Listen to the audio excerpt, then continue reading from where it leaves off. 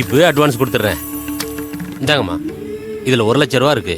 அடுத்த வாரம் நடக்க போற என் பேத்தியோட ஃபங்க்ஷனுக்கு நீங்க பண்ண போற கேட்டரிங்கான அட்வான்ஸ். ஐயோ கயல், என்ன யோசிக்கிற? வாங்கிக்கோ. இந்த ஆளு இந்த ஆர்டரை நமக்கு கொடுக்கறத 2 நாளைக்கு முன்னாடி சொன்னாரு. இப்ப அட்வான்ஸ் இங்க கொடுத்துக்கிட்டு இருக்காரு. யோ, என்னம்மா யோசிக்கிறீங்க? வாங்கிக்கோங்க. நிறுத்துங்க. என்ன நடக்குதுங்க? என்னக்கா, என்னாச்சு? என்ன ஆச்சா? எல்லாரும் குடும்பமா சேர்ந்து என் குடியை கெடுக்கணும்னு கங்கணம் கட்டிட்டு திரியுறீங்களா? அக்கா, நாங்க என்னக்கா பண்ணோம்? என்ன பண்ணீங்களாவா? இரு, உனக்கு அப்புறம் வச்சுக்கிறேன். ஏங்க, ஆள் பாக்குறதுக்கு ரொம்ப பெரிய மனுஷன் மாதிரி இருக்கீங்க, ஆனா நடத்தையில ரொம்ப சில்லறத்தனமா நடந்துக்கிறீங்க. பெரியம்மா, ஏன் இப்படி எல்லாம் பேசிட்டு இருக்கீங்க? உனக்கு அடுத்த ரவுண்ட் வச்சுக்கிறேன். இல்ல, நான் தெரியாம தான் கேக்குறேன். மனுஷனுக்கு நாக்க விட வாக்கு ரொம்ப முக்கியம். கொடுத்த வாக்க காப்பாத்த முடியலனா அப்புறம் எதுக்கு பெரிய மனுஷன் சொல்லிட்டு திரியுறீங்க? ஏமா, இப்ப என்ன பிரச்சனை உங்களுக்கு? என்ன பிரச்சனையா? 2 நாளைக்கு முன்னாடி வந்து என் பேத்திக்கு பிறந்த நாள் வருது, 1000 பேருக்கு சமைக்கணும்னு சொல்லி என் புருஷன்கிட்ட ஆர்டர் கொடுக்கறேன்னு சொல்லிட்டு போனீங்கல்ல.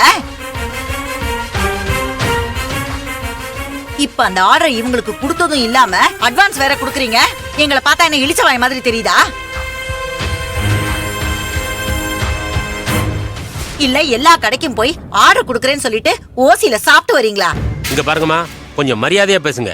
அதை விட்டுட்டு தேவையில்லாத வார்த்தையெல்லாம் விடாதீங்க. உங்க வீட்டுக்காரர் மேல எனக்கு தனி மரியாதை உண்டு. அந்த பழக்க வழக்கத்தை நீங்க கெடுத்துக்காதீங்க.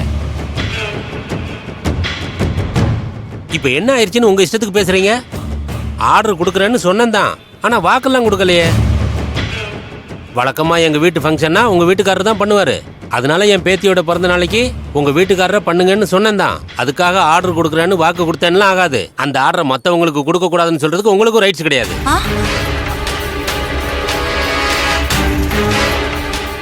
இது என் வீட்டு ஃபங்க்ஷன். எனக்கு எங்க கொடுக்க விருப்பம் இருக்கோ அங்கதான் கொடுப்பேன். இத்தனை நாளா உங்க வீட்டுக்காரர் தான் செஞ்சிட்டு இருந்தாரு. இன்னைக்கு எனக்கு இவங்க சமையல் பிடிச்சிருக்கு, அதனால ஆர்டர் அவங்களுக்கு கொடுக்குறேன். எனக்கு என் வீட்டு ஃபங்க்ஷனுக்கு வர்றவங்க திருப்தியா எந்த குறையும் இல்லாம சாப்பிட்டு போகணும். அவ்வளவுதான் நான் எதிர்பார்க்கிறேன். அதை யார் நல்லா பண்ணி கொடுப்பாங்கன்னு நான் நினைக்கிறேனோ அவங்களுக்கு ஆர்டர் கொடுக்குறேன். அதை விட்டுட்டு அவங்களுக்கு ஆர்டர் கொடுக்க கூடாது, எங்களுக்கு தான் ஆர்டர் கொடுக்கணும், இப்படி எல்லாம் நீங்க எனக்கு ஆர்டர் போடாதீங்க.